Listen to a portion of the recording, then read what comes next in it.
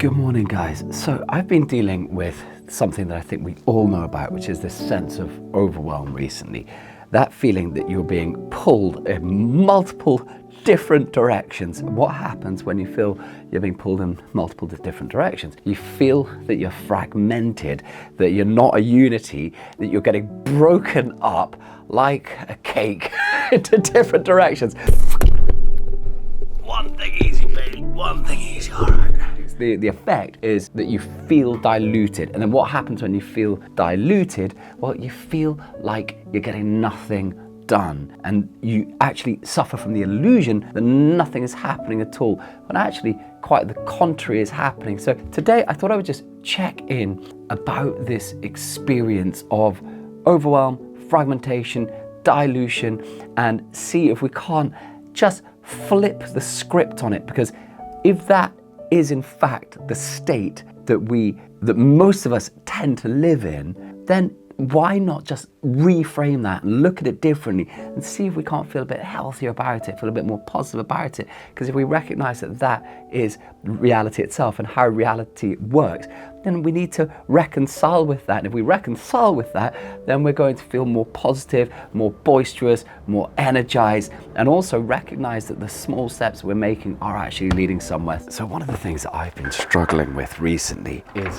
this tension between what Joseph Campbell talks about, following your bliss. So when you feel something, the decision to go really, really after it. And then on the other hand, niching down, following one thing with all your heart, because there's a paradox, because following your bliss can sometimes mean that you're auditioning several different aspects of life at any one time.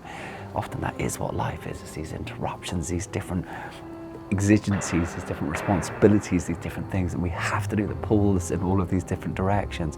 And then there's also this sense, okay, we should be locking ourselves down, just going after this one thing. And this is like a riddle, and it's far harder to crack than anyone seems to make out. So this is one of the reasons I want to kind of address this today, because my sense is that the tension between those two things is living, and finding some type of balance and acceptance of that is incredibly helpful. So one of the things I'm recommitting to in life at the moment is writing, because you have all of these disparate threads in life and they're not as divergent as you think. But in order to see that they're a part of a broader whole, you have to be within the noticing. And how do you notice things?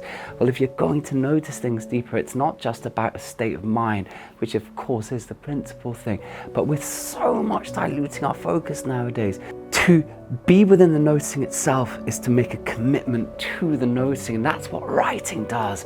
It's to see these different threads and to overcome this illusion that they are all so divergent, and rather to see the through lines within them. So how do you find the through lines? How do you find the connection between the threads? Well, for me, that's the writing habit. So I'm getting back to that as part of my daily routine.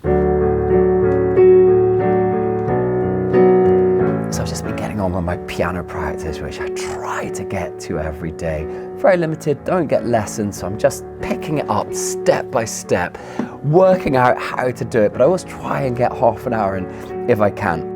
And I just wrote down some notes while I was doing my practice. So the first is, can you believe in the efficacy of those 30-minute slots? Because so often with these little things that we're trying to do, we have these tiny little slots when we do them. And if you can believe in those 30 minutes, okay, sure, you don't see the crazy results from following that one thing, for doing it 15 hours a day that you'll be able to do. But it's like, okay, what are you trying to do with your life? Like in my life, I want to build up my songwriting, my musical capacity. That's my dream. Whether I get there or not, well, who damn well knows? The thing about songwriting is that it's a society of inputs. it is not focused just on one thing. It is about experiencing life. It's about writing. It's about improving. It's about intuiting. It's about feeling. It's about technically improving, and all of these different things. This is the fragmentation that I was talking about earlier. You know, this is why so often the songwriter isn't the greatest musician in the room, because the songwriter is kind of trying to, in Rambo's words, he's trying to feed, he or she or they is trying to feed from everywhere. So all you can do is believe that there is a significance and an importance of these 30-minute slots, and you try and bring your best mindset within those slots. Another point is building failure into your routine, because you know, we avoid things because we get frustrated at our inability to get better quicker. And the thing is, if you just are much gentle to yourself about the fact that not just failure needs to be a part, you're going to mess up the next thing you do, but can you go back to it? Can you make a relationship with that failure? Can you sit within it? Can you slowly get better? Can you embrace that failure is the way that you get better at anything? So you need to build some failure into your routine and stop being so damn hard on yourself, like we all are, like I certainly am. The next thing, can you make boring an anchor? You know, this capacity for repetition, so often we stop at something because we over complexify it. We want to be able to play the whole damn song before we can play this chord to this song. I'm learning all the different inversions at the moment. It's still like rocket science to me. So I just have to break it down and build the rocket piece by piece. So just some thoughts about my experience as I work on this particular part of my day, and now it's time to move on. Okay, so something that I've noticed in life, in the arts, is that you often, maybe always, feel like you should be doing better than you are. Now, there are two ways of looking at this, because if you always feel like you should be doing better than you are, you can look at this negatively. You can be going, I'm not enough, no matter what I do, I'm not making progress, I'm sad, I'm depressed, nothing good is meant for me. All of these little demons that can pop out. On the other hand, you can look at that as that little spark in you that's pulling you forward. Okay, you're not exactly where you want to be, but you have a vision, you have something. Maybe it's abstract, maybe it's just a feeling, but you're moving towards something, and then you reframe it. And that sort of sense of loss isn't something that doesn't exist, it's something that potentially exists. So I would just say that if you're not quite where you'd like to, just remember you're doing better than your damn well thing, and get back in the game. Keep on rolling, all right?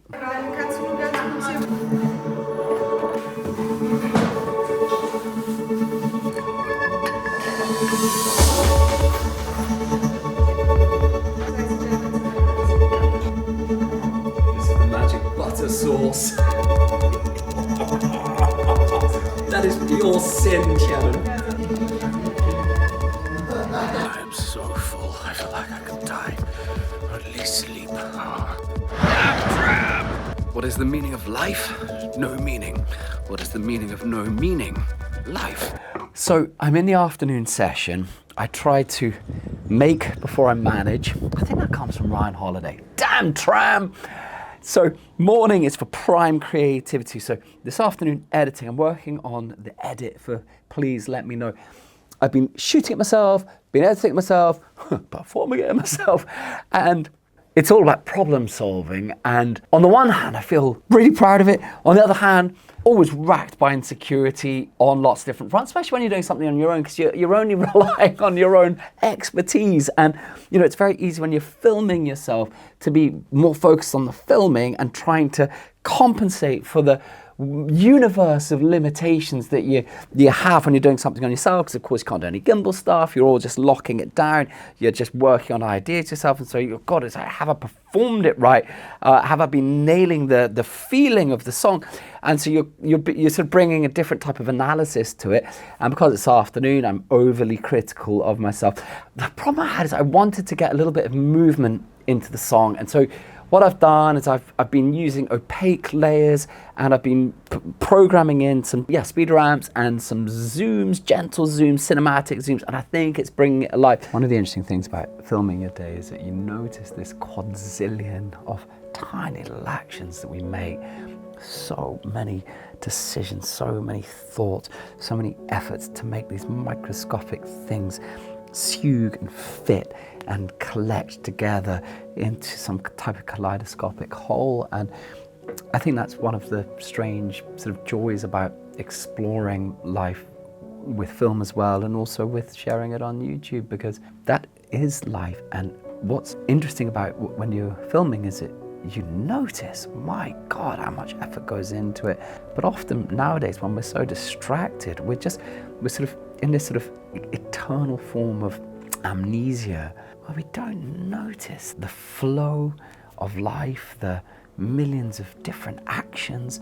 We don't stop and give ourselves that gratitude for the effort that we're putting into our lives and the good things we're trying to put into the world. Okay, so we're into the evening.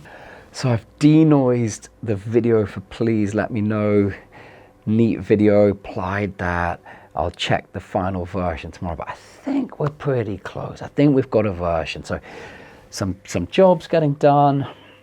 A lot to do tomorrow, but this thing, lots of different jobs. You can feel a bit divided, but this is what makes a life. All of these different strands, arts projects.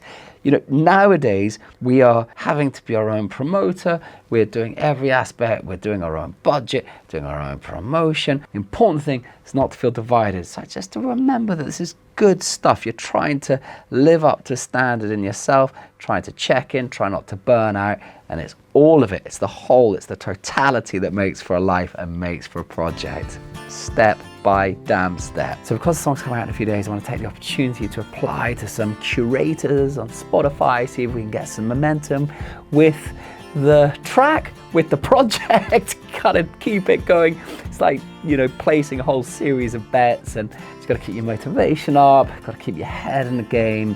And it's all about just staying in the process beyond sort of outside notions of success, failure, what you want, what you don't want. The question for me more at the moment is, am I doing it or am I not doing it? Am I staying true to what I've set out to do and giving myself the best opportunity to carry on doing what I'm enjoying and loving so much doing?